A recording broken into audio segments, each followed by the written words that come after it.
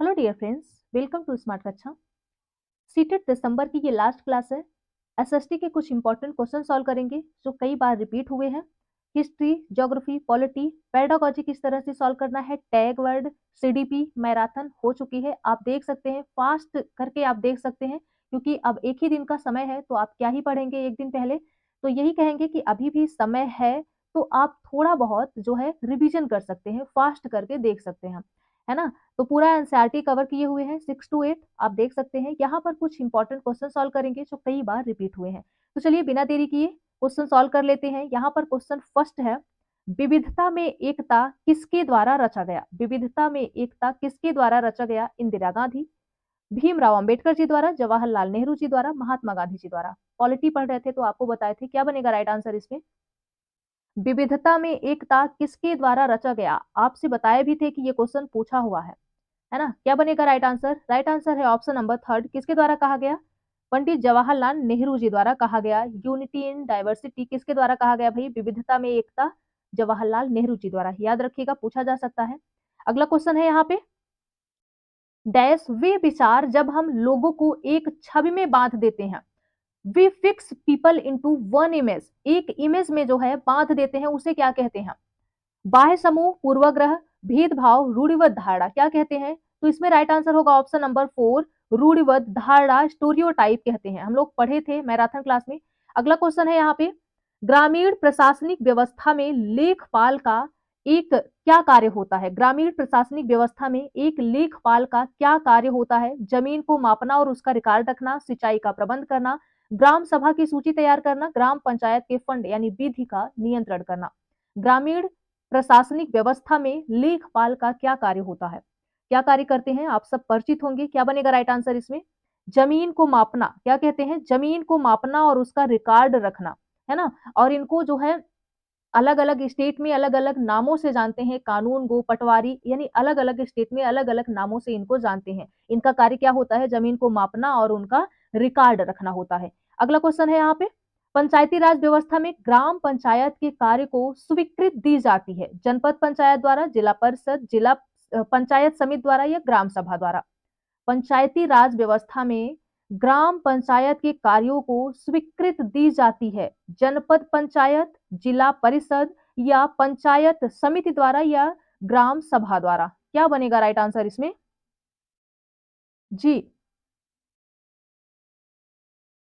Right answer option number 4 है, ग्राम सभा द्वारा। किसके द्वारा भाई? ग्राम सभा द्वारा। अगला क्वेश्चन है,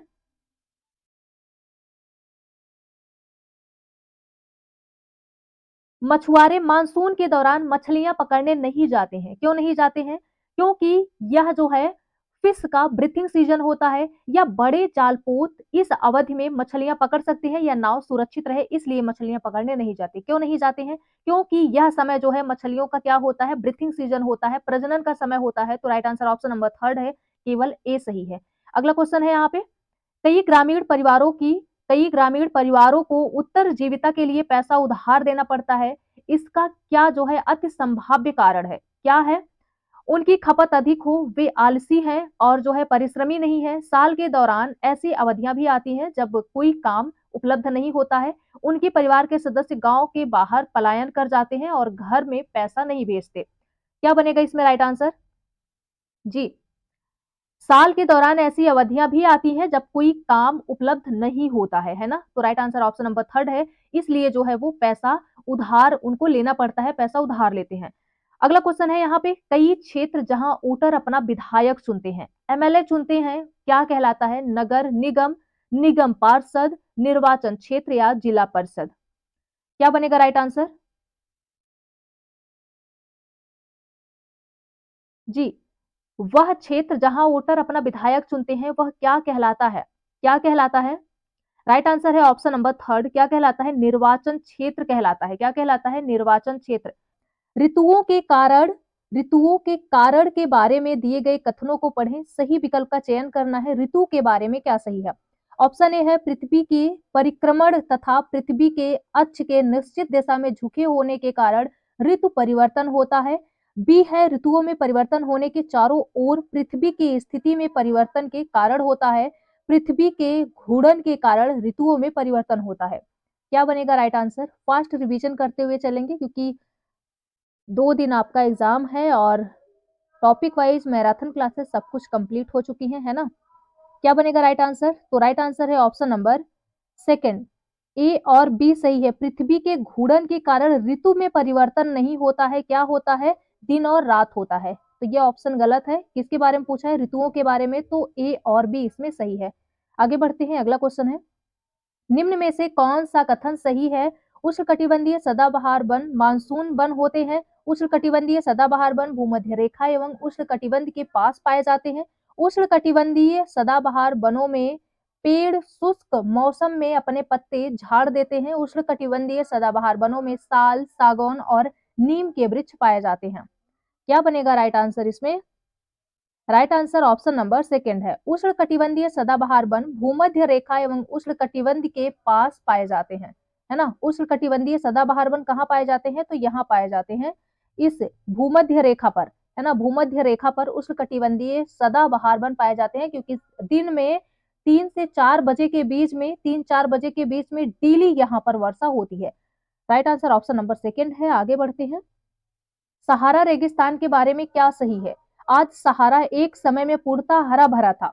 सहारा मरुस्थल में जलवायु गर्म एवं शुष्क है। सहारा में रातें अत्यंत ठंडी तथा तापमान गिरकर जो है 0 डिग्री पहुंच जाता है। सहारा रेगिस्तान में लोग भारी वस्त्र पहनते हैं।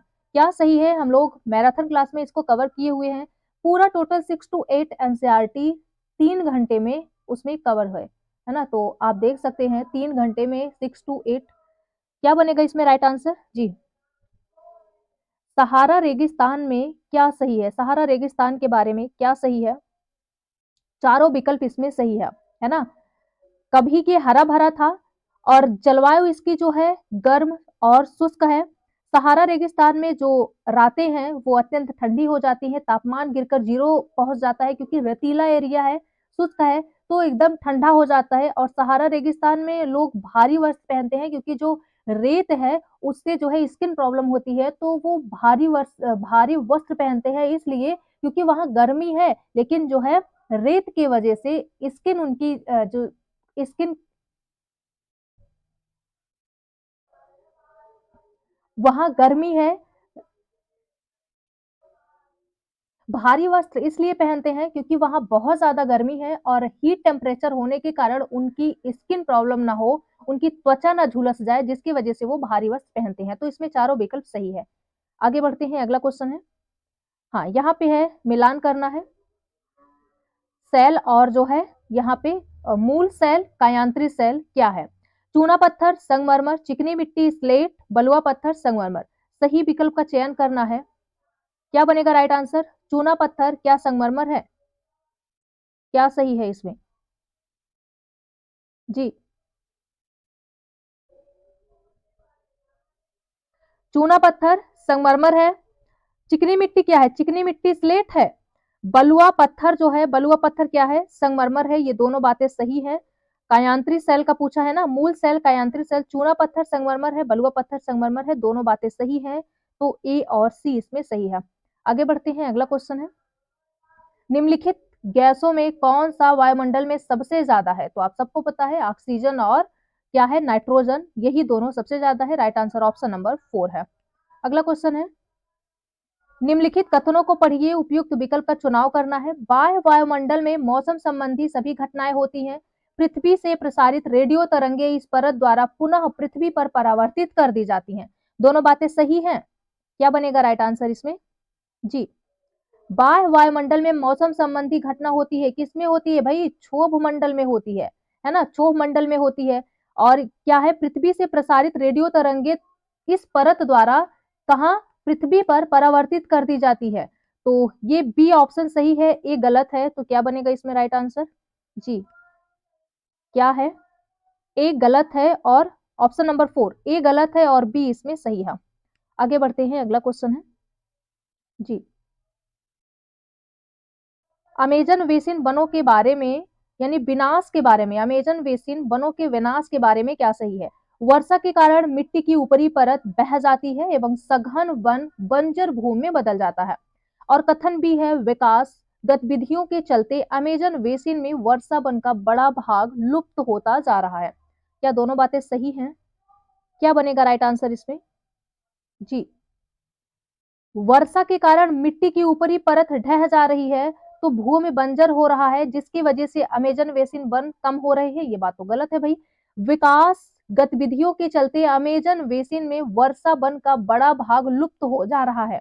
तो दोनों बातें इसमें जो है गलत है, ना तो ए सही है और ना ही बी सही है। आगे बढ़ते हैं, अगला क्वेश्चन है, सतत पोषीय विकास को सुनिश्चित करने के लिए निम्नलिखित में से कौन से कदम उठाए जाने चाहिए? नवीकरणीय संशोधन के इस्तेमाल पर जोर देना चाहिए, केवल जीवन के उन रूपों का सम्मान और देखभाल करना चाहिए जो आर्थिक रूप से लाभदायक हो, और ऑप्शन सी है पर्यावरण के प्रति व्यवहार और अभ्यास में परिवर्तन। सतत पोषीय विकास को सुनिश्चित करने के लिए क्या सही है इसमें? जी, क्या बनेगा राइट आंसर? नवीकरणीय संसाधनों के इस्तेमाल पर जोर देना चाहिए। क्या पूछा है? सतत पोषीय विकास को सुनिश्चित करने के लिए कौन से कदम उठाए जाने चाहिए? तो केवल जीवन के उन रूपों का सम्मान और देखभाल करना जो आर्थिक रूप से क्या हो, लाभदायक हो, और पर्यावरण के प्रति व्यवहार और अभ्यास में परिवर्तन लाना। तो बी और सी इसमें सही है। राइट आंसर होगा ऑप्शन नंबर थर्ड। आगे बढ़ते हैं, अगला क्वेश्चन है,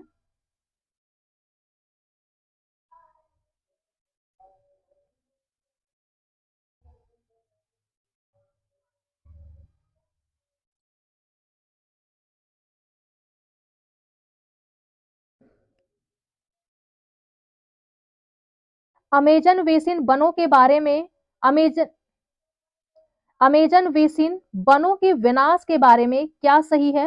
स्टेटमेंट ए है वर्षा के कारण मिट्टी की ऊपरी परत बह जाती है एवं सघन वन बंजर भूमि में बदल जा रहे हैं। कथन बी है विकास गतिविधियों के चलते अमेजन बेसिन में वर्षा वन का बड़ा भाग लुप्त हो गया है। जो एनसीईआरटी में हम लोग चित्र देखे थे, आप देखे होंगे कि बहुत बड़ा भाग जो है क्या हो गया है वहां से, यानी वनों की इतनी अंधाधुंध कटाई हो रही है।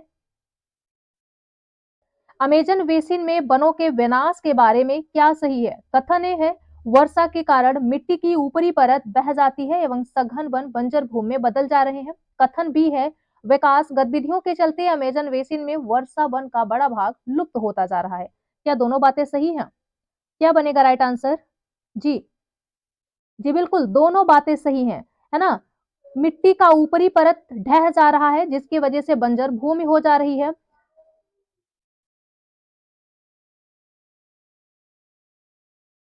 अमेजन बेसिन वनों के बिना अमेजन बेसिन वनों के विनाश के बारे में क्या सही है? कथन ए है वर्षा के कारण मिट्टी की ऊपरी परत बह जा रही है एवं सघन वन बंजर भूमि में बदल जाता है।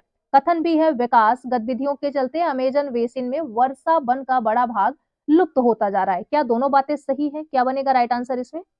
जी बिल्कुल, दोनों बातें इसमें सही है। Right answer option number third है। वर्षा के कारण मिट्टी की ऊपरी परत ढह जा रही है, जिसके कारण भूमि बंजर होते जा रहे हैं। और जो है अमेजन बेसिन का जो वर्षा वन है, आप देखे होंगे वहां पर अब बहुत कम वन बच्चे हैं, बहुत कम वृक्ष वहां पे हैं, है ना। तो बहुत बड़ा भाग लुप्त होता गया है, जो हम लोग जो है एनसीईआरटी बुक जब पढ़ रहे थे तो उसमें देखे थे, चित्र उसमें देखे थे। तो दोनों बातें इसमें सही है। Right answer option number third है।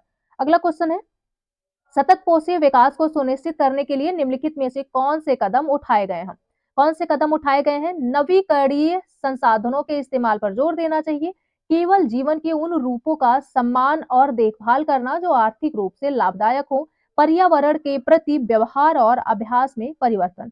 सतत पोषीय विकास को सुनिश्चित करता है भाई। क्या बनेगा इसमें राइट आंसर क्या होगा? जी, सतत पोषीय विकास को सुनिश्चित करता है। क्या बनेगा right answer? Right answer option number second है। क्या है? नवीकरणीय संसाधनों के इस्तेमाल पर जोर देना चाहिए और पर्यावरण के प्रति व्यवहार और अभ्यास में परिवर्तन। तो दोनों बातें इसमें सही है। ए और सी इसमें राइट आंसर होगा। अगला क्वेश्चन है, एक प्रारंभिक स्तर की कक्षा में जनसंख्या पिरामिड की सहायता से निम्न में से कौन से उप विषय पढ़ाए जा सकते हैं? जन्म एवं मृत्यु दर, महिला एवं पुरुषों की जनसंख्या की तुलना, बढ़ती श्रमिक जनसंख्या, प्रवसन स्वरूप, देश के भीतर। क्या बनेगा राइट आंसर? जनसंख्या पिरामिड की निम्न में से उप विषय पढ़ाए जा सकते हैं। क्या पढ़ाए जा सकते हैं इसमें? जी, जन्म दर एवं मृत्यु दर। क्या है? जनसंख्या पिरामिड जो दिखाता है वो जन्म दर, मृत्यु दर पढ़ाए जा सकते हैं। महिला एवं पुरुषों की तुलना उसमें दिखाया जा सकता है। और क्या है? सी है बढ़ती श्रमिक। क्या है? बढ़ती श्रमिक जनसंख्या। तो राइट आंसर होगा option number first, A, B और सी इसमें सही है। आगे बढ़ते हैं, अगला क्वेश्चन है स्टेटमेंट वाला है। क्या है? स्टेटमेंट ए, सहकारी क्षेत्र के उद्योगों का स्वामित्व और संचालन कच्चे माल के उत्पादकों या पूर्तिकारों, कामगारों अथवा दोनों द्वारा होता है। कथन बी है मारुति उद्योग लिमिटेड और steel authority of India limited सहकारी उपक्रम के उदाहरण हैं। क्या दोनों बातें सही हैं? क्या बनेगा राइट आंसर? जी, केवल ए सही है। क्या है? सहकारी क्षेत्र के उद्योगों का स्वामित्व और संचालन कच्चे माल के उत्पादकों या पूर्तिकारों, कामगारों अथवा दोनों के द्वारा होता है। मारुति उद्योग लिमिटेड और steel authority of India limited सहकारी उपक्रम के क्या है? उदाहरण है। तो किसके उदाहरण है भाई? राइट आंसर होगा ऑप्शन नंबर यहाँ पे फर्स्ट, केवल ए सही है। आगे बढ़ते हैं, अगला क्वेश्चन है लगभग 2300 वर्ष पूर्व तमिल क्षेत्र में बड़े भूस्वामियों को कहते थे। क्या कहते थे? बेल्लार, उजवार, कैडसियार या अदमई। क्या कहते थे भाई? तमिल क्षेत्र में बड़े भूस्वामियों को क्या कहते थे? क्या बनेगा राइट आंसर? जी, क्या कहते थे? बेल्लार कहते थे, है ना? क्या कहते थे? बेल्लार। कैडसियार और अदमई किसे कहते हैं? आप लोग बताएंगे। आगे बढ़ते हैं, अगला क्वेश्चन है कई बार ये क्वेश्चन भी सॉल्व किए हैं मैराथन क्लास टॉपिक वाइज जब पढ़ रहे थे तो 3 से 4 बार इसको पढ़े हम। अगला क्वेश्चन है हमें ज्ञात है कि हड़प्पा कालीन लोगों ने हल का प्रयोग किया था क्योंकि पुरातत्वविदों को साक्ष्य यानी प्रमाण मिले हैं। किसके? वास्तविक हल, मुहर, मुहर पर उत्कीर्ण किया हुआ हल या खिलौना हल या गुफा में बनाए गए चित्र। क्या मिले हैं भाई? जी, खिलौना हल। क्या मिला है? खिलौना हल, छोटा सा खिलौना मिट्टी का बना जो पका हुआ है ना? खिलौना हल मिला है। Right answer option number third है। आगे बढ़ते हैं, अगला क्वेश्चन है तमिल काव्य। क्या है? तमिल काव्य सिलप्पदिकारम की रचना की गई किसके द्वारा? सतनार द्वारा, इलांगो द्वारा, तिरुवल्लुर द्वारा।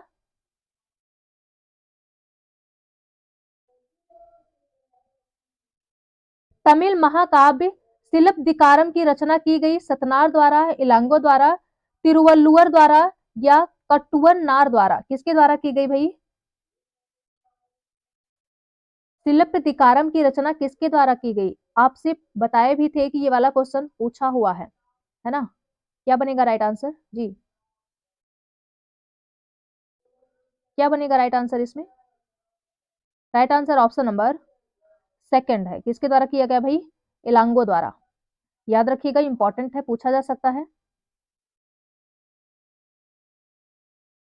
अगला क्वेश्चन है शासकों द्वारा मंदिर और मस्जिदों का निर्माण किया गया भगवान के साथ अपनी घनिष्ठता घोषित करने के लिए, शक्ति और वैभव प्रदर्शन के लिए, पुजारी वर्ग को संतुष्ट करने और उनका समर्थन पाने के लिए। शासकों द्वारा मंदिरों और मस्जिदों का निर्माण किया गया। क्या बनेगा राइट आंसर? जी, तीनों बातें इसमें सही हैं। भगवान के साथ अपनी घनिष्ठता को दिखाने के लिए और शक्ति और वैभव को जो है प्रदर्शन के लिए मंदिर का निर्माण करवाते थे। पुजारी वर्ग को संतुष्ट करने और उनका समर्थन पाने के लिए भी जो है मंदिर का निर्माण शासक लोग करवाते थे। तो तीनों बात इसमें सही है। राइट आंसर ऑप्शन नंबर 4 है। अगला क्वेश्चन है निम्नलिखित में से कौन सी क्षेत्रीय भाषा, क्या है भाई? कौन सी क्षेत्रीय भाषा का प्रयोग उपमहाद्वीप के सरकारी अभिलेखों में सबसे पहले हुआ था? कौन सी लैंग्वेज है भाई? उर्दू, अंग्रेजी, मलयालम, पंजाबी। क्या बनेगा राइट आंसर? जी, क्या बनेगा right answer? Right answer option number third है। क्या है? मलयालम। कौन सी भाषा है भाई? मलयालम है। आगे बढ़ते हैं, अगला क्वेश्चन है जी, संघ सही मायने में संगठन था। क्या है? संघ सही मायने में संगठन था। स्टेटमेंट ए है कई सदस्यों ने एक साथ चर्चाओं और वाद विवादों के माध्यम से शासन किया। स्टेटमेंट बी है इसने महिलाओं और कामगारों को सभाओं में भाग लेने के लिए सम्मिलित किया था। क्या दोनों बातें सही हैं? संघ सही मायने में क्या है? संघ सही मायने में क्या है? क्या मतलब होगा इसका? महिलाओं और कामगारों को सभाओं में भाग लेने के लिए सम्मिलित किया गया था, तो नहीं भई, महिला और काम करने वाले जो लोग थे उनको सभा में शामिल नहीं किया जाता था। तो केवल जो है स्टेटमेंट ए राइट आंसर होगा, ऑप्शन नंबर फर्स्ट। क्या है? केवल ए सही है। आगे बढ़ते हैं, अगला क्वेश्चन है, पहली सूती कपड़ा मिल में जो है डैश में स्थापित हुई, कहाँ? कलकत्ता, बंबई, मद्रास, सूरत। कहाँ स्थापित हुई? जी, राइट आंसर ऑप्शन नंबर क्या है? सेकंड, मुंबई में। कहा? बॉम्बे। आगे बढ़ते हैं, अगला क्वेश्चन है, भारत में प्रचारकों की गतिविधियों के संबंध में क्या सही है? स्टेटमेंट ए है, 1813 तक ईस्ट इंडिया कंपनी भारत में प्रचारक गतिविधियों के विरुद्ध थी। स्टेटमेंट बी है, कंपनी को भय था कि प्रचारकों की गतिविधियों की वजह से स्थानीय जनता के बीच असंतोष पैदा होगा और लोग भारत में अंग्रेजों की उपस्थिति को शक की नजर से देखेंगे। क्या दोनों बातें सही हैं? दोनों बातें सही हैं, तो क्या व्याख्या भी कर रहा है यहाँ पे? जी, क्या बनेगा राइट आंसर? जी बिल्कुल, दोनों बातें यहाँ सही हैं और व्याख्या भी कर रहा है, तो राइट आंसर ऑप्शन नंबर 4 होगा। आगे बढ़ते हैं, अगला क्वेश्चन है, 1840 में बॉम्बे में परमहंस मंडली की स्थापना क्यों की गई? विधवा पुनर्विवाह के लिए, जाति उन्मूलन के लिए, लड़कियों की शिक्षा के लिए या महिलाओं और अधिक स्वतंत्रता के लिए? 1840 में बॉम्बे में परमहंस मंडली की स्थापना क्यों की गई थी? क्यों की गई थी भाई? जी, जाति उन्मूलन के लिए। क्यों की गई थी? जाति उन्मूलन के लिए।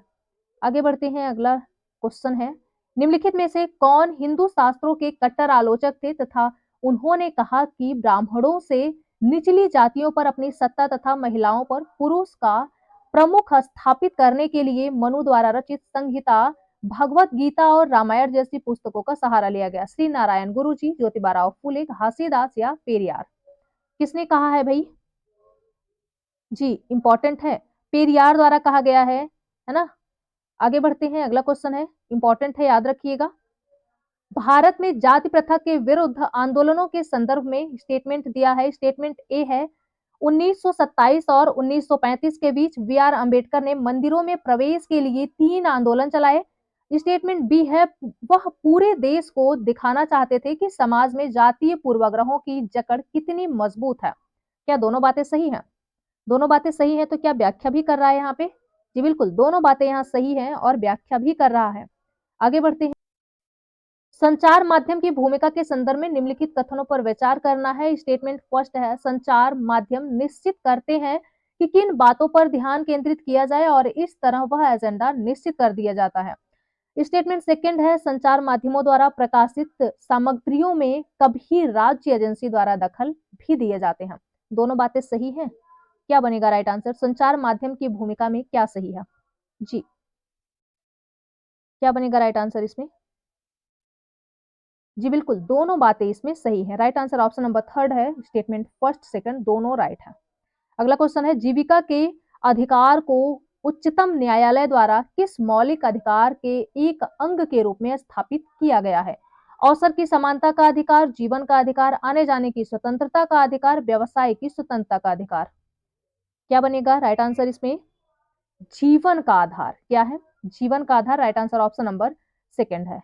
अगला क्वेश्चन है, राज्य से धर्म का पृथकीकरण डैश की ओर ले जाता है? किसकी ओर? बहुसंख्यकों की निरंकुशता से बचाव, मौलिक अधिकारों के उल्लंघन से बचाव, राज्य की लोकतांत्रिक कार्यविधि, सामुदायिक दंगों की घटनाओं पर रोकथाम? क्या बनेगा राइट आंसर इसमें? जी, क्या सही है? राज्य से धर्म का पृथकीकरण डैश की ओर ले जाता है। किसकी ओर ले जाता है? जी, क्या सही होगा इसमें?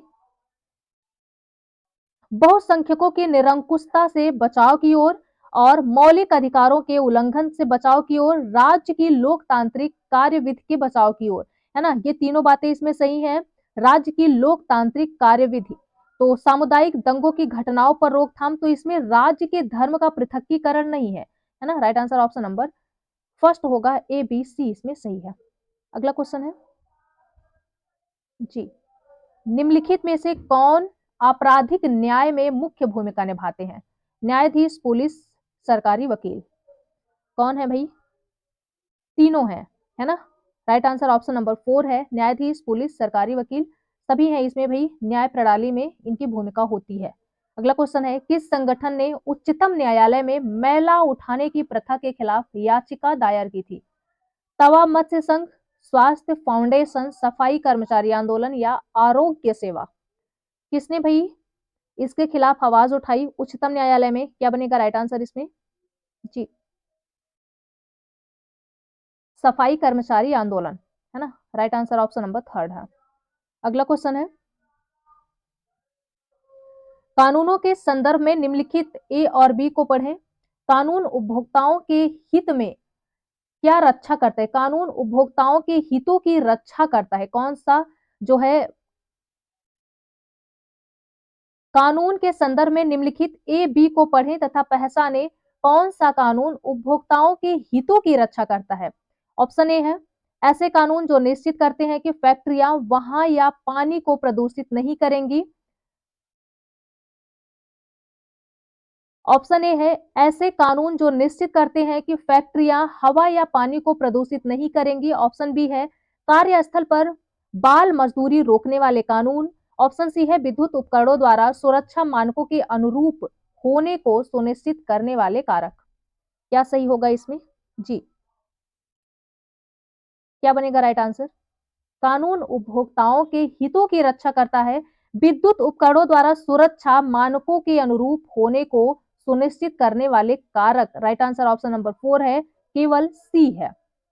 अगला क्वेश्चन है, सामाजिक विज्ञान के अध्यापन को किसी ऐसी पद्धति को अपनाने की आवश्यकता है जो, ऑप्शन ए है, रचनात्मक उपागम को प्रोत्साहित करे, आलोचनात्मक दृष्टिकोणों को प्रोत्साहित करे या भूत एवं वर्तमान के बीच संबंध रेखांकित करने में विद्यार्थियों को सक्षम बनाए। क्या सही होगा इसमें? जी, तीनों बातें इसमें सही है। राइट आंसर ऑप्शन नंबर 3 है। निम्नलिखित कथनों पर विचार करें। ऐसा प्रायः देखा गया कि सांस्कृतिक सामाजिक कथन वर्ग की विभिन्नताओं के कारण कक्षा में पूर्वाग्रह पैदा होती है। स्टेटमेंट सेकंड है, विद्यार्थियों को गलत दिखाकर और सही निर्देश देकर शिक्षकों को इन पूर्वाग्रहों का सामना करना चाहिए। क्या दोनों बातें सही हैं? स्टेटमेंट फर्स्ट, स्टेटमेंट सेकंड, क्या दोनों सही है?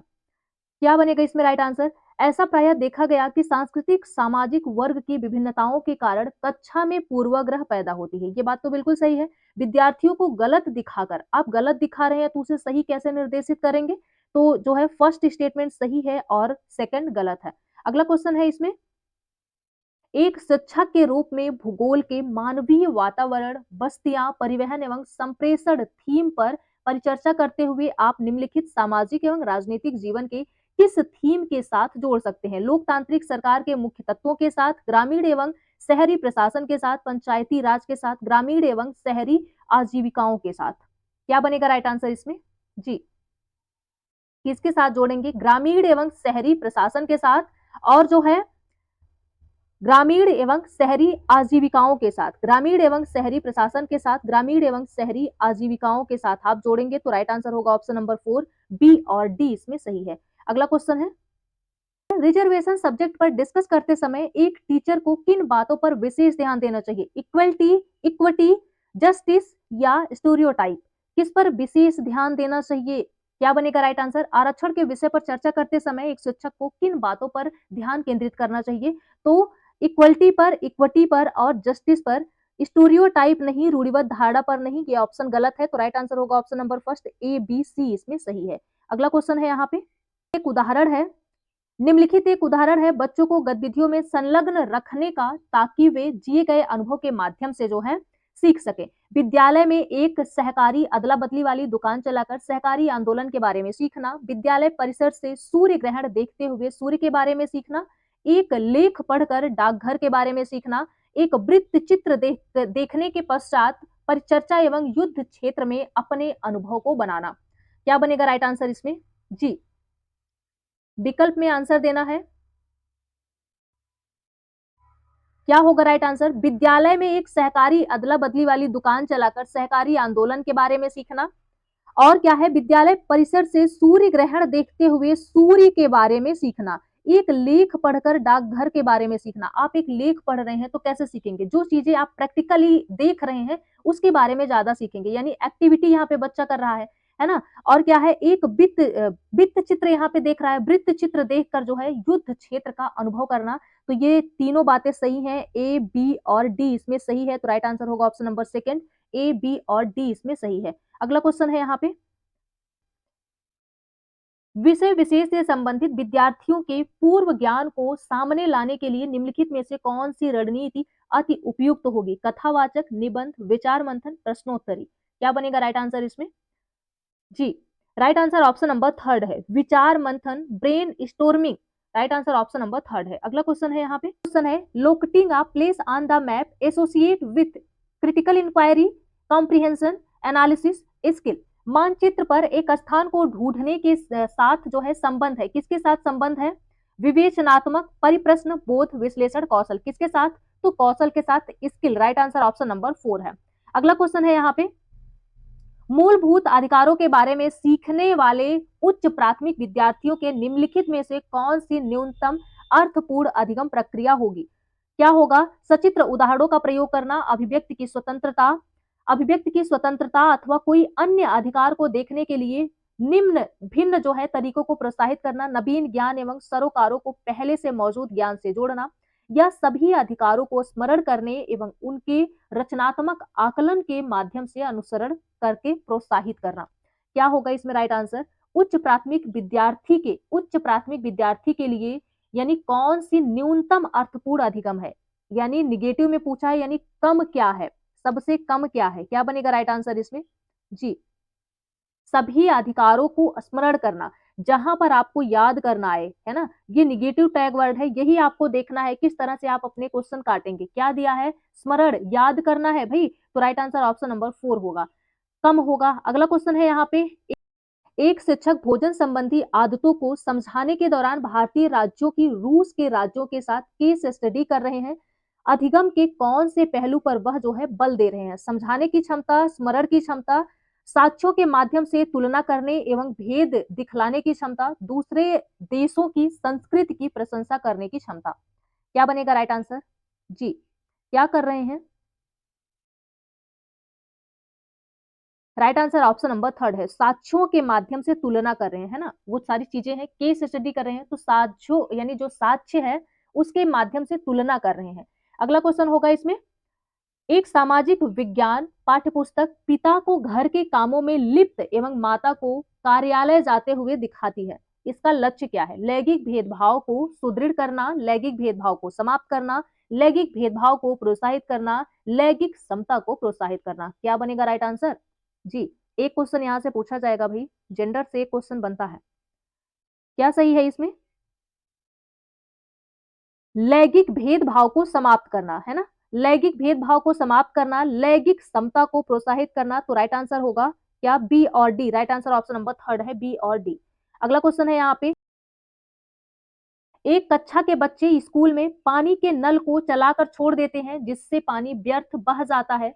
उसकी शिक्षिका पानी के संरक्षण को समझाने हेतु मरुस्थल में जीवन की कहानी सुनाती है। मरुस्थल में किस तरह से, डेजर्ट एरिया में किस तरह से जो है लोग रहते हैं, उनकी स्टोरी सुनाती हैं। वह किस शैक्षिक तरीके का प्रयोग कर रही है? वृतांत उपागम, अवलोकनात्मक उपागम, या समस्या समाधान, या व्याख्यान उपागम। क्या कर रही है यहाँ पर? क्या बनेगा राइट आंसर? तो उसे वृतांत सुना रही है। Right answer option number first है, एक जो है स्टोरी सुना रही है, वृतांत सुना रही है। अगला क्वेश्चन है, प्रारंभिक स्तर पर लिंग आधारित प्रसारण पढ़ाते समय कौन सी रणनीति अति उपयुक्त होगी? संकल्पनाओं को परिभाषित करने के लिए अधिगमकर्ताओं को परिचय देना, वाद विवाद एवं परिचर्चाओं में अधिगमकर्ताओं को लगाए रखना, ट्रांसजेंडर व्यक्तियों पर चेतना बढ़ाने वाली सामग्री उपलब्ध कराना, अधिगमकर्ताओं को विकिपीडिया एवं वेब स्रोतों से पढ़ने के लिए कहना। प्रारंभिक स्तर पर लिंग आधारित प्रकरण को पढ़ाते समय कौन सी रणनीति होनी चाहिए? क्या उपयुक्त होगी? क्या बनेगा राइट आंसर इसमें? वाद विवाद। क्या होगा? ऑप्शन नंबर सेकंड, वाद विवाद एवं परिचर्चाओं में अधिगमकर्ताओं को लगाए रखना। अगला क्वेश्चन है, क्या है?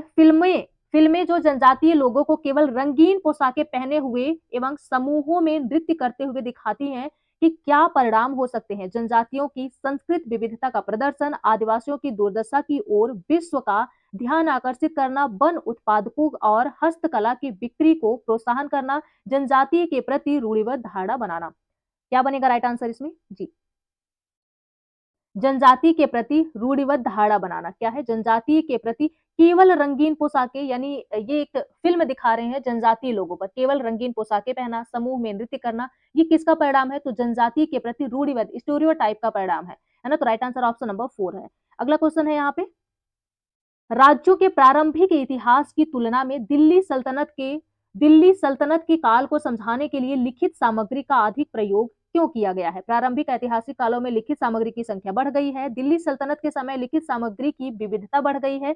लिखित सामग्रियों ने क्रमशः अन्य प्रकार की उपलब्ध सूचनाओं को विस्थापित कर दिया है। सल्तनत के समय में कागज सस्ता होता गया और अतीत को लिपिबद्ध करने के लिए बड़े पैमाने पर प्रयोग आ गया है। क्या बनेगा राइट आंसर इसमें? राज्यों के प्रारंभिक इतिहास की तुलना में दिल्ली सल्तनत काल को समझाने के लिए लिखित सामग्री का जो है अधिक प्रयोग किया गया है। क्या बनेगा इसमें राइट आंसर? जी, क्या सही है?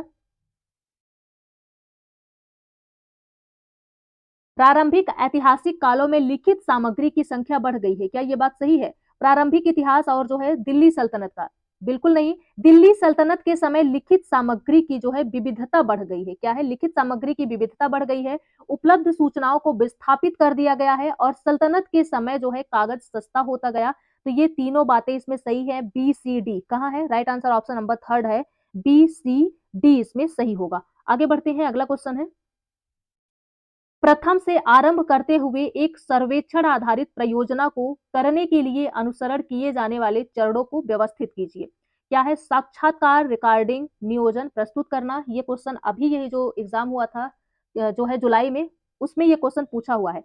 प्रस्तुत करना, नियोजन, रिकॉर्डिंग, साक्षात्कार करना, नियोजन, साक्षात्कार करना, रिकॉर्डिंग, प्रस्तुत करना। क्या बनेगा राइट आंसर इसमें? प्रथम से आरंभ करते हुए एक सर्वेक्षण आधारित परियोजना को करने के लिए पहले आप क्या करेंगे? जी, क्या करेंगे? क्या बनेगा राइट आंसर? ये अभी जो क्वेश्चन जो है जुलाई में एग्जाम हुआ उसमें ये क्वेश्चन बना है। पहले आप क्या करेंगे? पहले आप जो है क्या करेंगे? प्लानिंग, इसके बाद इंटरव्यूइंग, इसके बाद रिकॉर्डिंग, इसके बाद आप क्या करेंगे? प्रेजेंटिंग। तो राइट आंसर होगा ऑप्शन नंबर 3। आगे बढ़ते हैं, अगला क्वेश्चन है, व्हाट इज बायोस्फीयर? यह क्वेश्चन जो है जीवमंडल क्या है, जीवमंडल क्या है, यह प्रश्न स्टूडेंट से उनकी एबिलिटी, किस एबिलिटी का पता लगाने के लिए किया जा रहा है। What is biosphere? स्मरण करने, अनुप्रयोग करने, आकलन करने या विश्लेषण करने। Recall, apply, evaluate, analysis. क्या किया जा रहा है यहाँ पे? तो राइट आंसर होगा ऑप्शन नंबर फर्स्ट। क्या किया जा रहा है? स्मरण करने की, रिकॉल करने की क्षमता का आकलन यहाँ पे किया जा रहा है। अगला क्वेश्चन है, निम्नलिखित में से इकाई योजना के शिक्षण के समय संकल्पनात्मक समस्याओं को पहचानने में शिक्षक की सहायता करेगा। क्या करेगा भाई शिक्षक की सहायता? सहपाठी आकलन, रचनात्मक या योगात्मक या फिर स्व आकलन। क्या बनेगा राइट आंसर इसमें? क्या है? इकाई योजना के शिक्षण के समय संकल्पनात्मक समस्याओं को पहचानने में शिक्षक की सहायता करेगा। क्या करेगा शिक्षक की सहायता? जी, रचनात्मक आकलन। क्या करेगा भाई? रचनात्मक आकलन। फॉर्मेटिव असेसमेंट जो है ये टीचर को समझने में मदद करता है। अगला क्वेश्चन है यहाँ पे, कौन मानता था कि हमारे कृत्य का परिणाम ही कर्म है? कौन मानता था हमारे कृत्य का परिणाम ही कर्म है? Who believe that the result of our action is karma? Mahavir, Buddha, Anang या पाणिनि? कौन मानते थे कि कर्म ही हमारे, जो भी हम भुगत रहे हैं, यानी जो हम परिणाम हमारे सामने आ रहा है वो हमारे कर्म के अनुसार ही है। कर्म ही है सब कुछ जो हमारे सामने, हमारे साथ जो भी घटनाएं घटित हो रही हैं। कौन मानता था? क्या बनेगा राइट आंसर इसमें? तो इसमें राइट आंसर होगा ऑप्शन नंबर सेकेंड, भगवान बुद्ध। कौन? भगवान बुद्ध। आगे बढ़ते हैं, अगला क्वेश्चन है, निम्नलिखित में से किस लेखक ने हर्षवर्धन के विषय में लिखा है? किसने हर्षवर्धन के विषय में लिखा है? रविकीर्त, जुआनजैग, फाजियान। किसने लिखा है हर्षवर्धन के विषय में? ए और बी सही है, बी सी सही है या फिर तीनों ने लिखा है? क्या बनेगा राइट आंसर इसमें? जी, क्या होगा राइट आंसर? रविकीर्त और जुआनजैग दोनों ने लिखा है किसके बारे में? हर्षवर्धन के बारे में। तो राइट आंसर होगा ऑप्शन नंबर फर्स्ट, ए और बी दोनों इसमें सही है। आगे बढ़ते हैं, आरिकोमेडु का रोमन नाम क्या है? आरिकामेडु का रोमन नाम क्या है भाई? पोडुका, पटाला या फिर सोप्तमा या काना? क्या बनेगा राइट आंसर? तो राइट आंसर है ऑप्शन नंबर फर्स्ट, पोडुका था। क्या था? पोडुका। आगे बढ़ते हैं, अगला क्वेश्चन है, प्राचीन भारत के लेखों के संदर्भ में ए तथा बी कथनों को पढ़े तथा सही विकल्प का चुनाव करें। पुराणों का पाठ प्रत्येक व्यक्ति के सुनने के लिए था, स्त्रियां और शूद्र भी इसे सुनते थे। स्त्रियां और शूद्रों को वेद पढ़ने की अनुमति नहीं थी। क्या दोनों बातें सही हैं? क्या बनेगा राइट आंसर? जी, क्या सही है इसमें? जी, दोनों बातें इसमें सही हैं, तो right answer option number third है। ए और बी दोनों बातें सही हैं। पुराणों का पाठ प्रत्येक व्यक्ति के सुनने के लिए था, स्त्रियां और शूद्र भी इसे सुन सकते थे।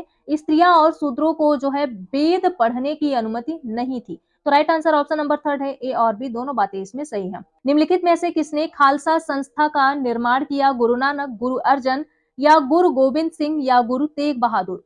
क्या बनेगा राइट आंसर इसमें?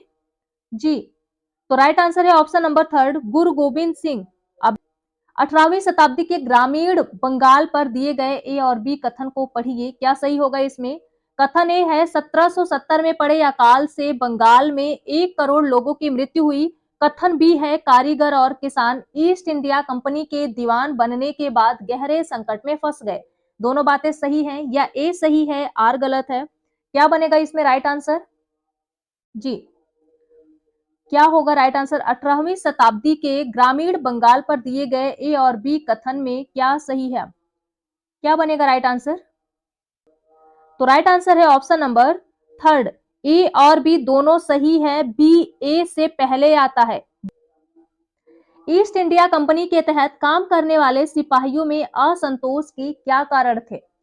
ऑप्शन ए है, राजस्व वसूल करने के सख्त तरीके थे, या भारी भरकम लगान था, या ऐसा कानून बनाना जिसमें सेना में काम करने वालों की जरूरत पड़ने पर समुद्र पार भी जाना पड़ सकता था। क्या वजह थी? सिपाही क्यों इतने क्रोधित हुए कि इन लोगों में असंतोष की भावना फैली कि हमें ये नहीं करना है? ईस्ट इंडिया कंपनी के ऐसे कौन से काम थे? क्या बनेगा राइट आंसर इसमें? जी, तो राइट आंसर है option number four, A B C तीनों बातें सही है। किन स्थानों पर सन 1857 में विश्वविद्यालयों की स्थापना की जा रही थी? दिल्ली, कलकत्ता, बॉम्बे, कलकत्ता, मद्रास एवं दिल्ली, कलकत्ता, बॉम्बे एवं मद्रास, बॉम्बे, दिल्ली एवं मद्रास? क्या बनेगा इसमें राइट आंसर? कहां भाई विश्वविद्यालय की स्थापना हो रही थी 1857 में? क्या बनेगा राइट आंसर इसमें? जी, तो राइट आंसर है option number third, Calcutta, Bombay और मद्रास। इंपॉर्टेंट है भाई, पूछा जा सकता है, याद रखिएगा। कलकत्ता, बॉम्बे एवं मद्रास 1857 में विश्वविद्यालय की स्थापना की जा रही थी। आगे बढ़ते हैं, अगला क्वेश्चन है, कथन ए और बी को पढ़ना है। 1873 में ज्योतिबा राव फूले ने गुलामगिरी नामक एक किताब लिखी जिसका अर्थ है गुलामी। क्या है जिसका अर्थ है गुलामी? और बी है, फूले ने अपनी पुस्तक जो है उन सभी अमेरिकियों को समर्पित की जिन्होंने गुलामों को मुक्ति दिलाने के लिए संघर्ष किया था। क्या दोनों बातें सही हैं या फिर ए सही है, बी गलत है, या ए गलत है, बी सही है? क्या बनेगा इसमें राइट आंसर? क्या सही है? जी, राइट आंसर है ऑप्शन नंबर थर्ड, दोनों बातें इसमें सही हैं, ए और बी दोनों बातें सही हैं। 1873 में ज्योतिबा राव फूले ने गुलामगिरी नामक एक पुस्तक लिखी जिसका अर्थ था भाई गुलामी। फूले ने यह अपनी पुस्तक उन अमेरिकियों को समर्पित किए थे जिन्होंने जो है गुलामों को मुक्ति दिलाने के लिए संघर्ष किया था। तो दोनों बातें इसमें सही है। विविधता एवं भेदभाव पर इकाई के अंत में 3 विद्यार्थियों के अधिगम प्रतिफल नीचे दिया गया है। क्या दिया गया है? Diversity and discrimination. एक 3 स्टूडेंट का बिलो दिया है। स्टूडेंट फर्स्ट है, यहाँ पे ए है, इसकी व्याख्या करने में सक्षम है, जैसे कि अंतर निर्भरता सामाजिक कल्याण की ओर ले जाती है अगर भेदभाव को रोक दिया जाए। और बी है, पूर्वाग्रह एवं रूढ़िवादिता की व्याख्या करने में सक्षम है। सी है, विविधता एवं समानता के बीच में भेद करने में सक्षम है। न्यूनता से आरंभ करते हुए विद्यार्थी को उनकी सक्षमता के स्तर के अनुसार व्यवस्थित करना है। क्या बनेगा राइट आंसर? पहले क्या आएगा? जी, क्या आएगा पहले? तो पूर्वाग्रह एवं रूढ़िवादिता की व्याख्या करने में सक्षम है ना? क्या होगा? पहले आएगा पूर्वाग्रह एवं रूढ़िवादिता की व्याख्या करने में सक्षम है। और दूसरा क्या है? विविधता एवं असमानता के बीच भेद कर पा रहा है बच्चा। और तीसरा आएगा जो है इसकी व्याख्या करने में सक्षम है। तो राइट आंसर होगा option number second, B C और डी इसमें सही है।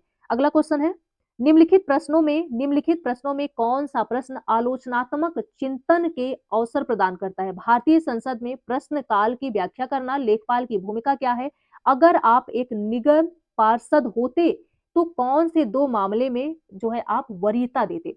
राज्य सरकार का प्रमुख कौन होता है? क्या है आलोचनात्मक चिंतन क्या है? क्या बनेगा राइट आंसर इसमें? जी, आलोचनात्मक चिंतन क्या है? क्या बनेगा राइट आंसर? राइट आंसर है ऑप्शन नंबर 3 क्या है? अगर आप एक निगम पार्षद होते तो कौन से 2 मामले में आप वरीयता देते? अगला क्वेश्चन है यहाँ पे उड़न और परिक्रमा से संबंधित अवधारणाओं पहचानने के लिए शिक्षक एक परीक्षा देता है। यह किस प्रकार का आकलन हो सकता है? योगात्मक आकलन, नैदानिक आकलन, स्व आकलन, अधिगम के लिए आकलन। क्या बनेगा राइट आंसर? जी, राइट आंसर है इसमें क्या? नैदानिक आकलन और अधिगम के लिए आकलन। राइट आंसर ऑप्शन नंबर 4 होगा, बी और डी इसमें सही है। तो आज यही करते हैं, कल आपका एग्जाम है। आप सभी को बेस्ट ऑफ लक, बेस्ट करके आइएगा, बिल्कुल भी डरिएगा नहीं और बहुत अच्छे तरीके से क्वेश्चन आप सॉल्व करिएगा। अभी जो है एक आपके लिए बेस्ट ऑफ लक की छोटी सी वीडियो आएगी जिसमें आपको जो है बताएंगे किस तरह से आप अपने क्वेश्चन सॉल्व करेंगे।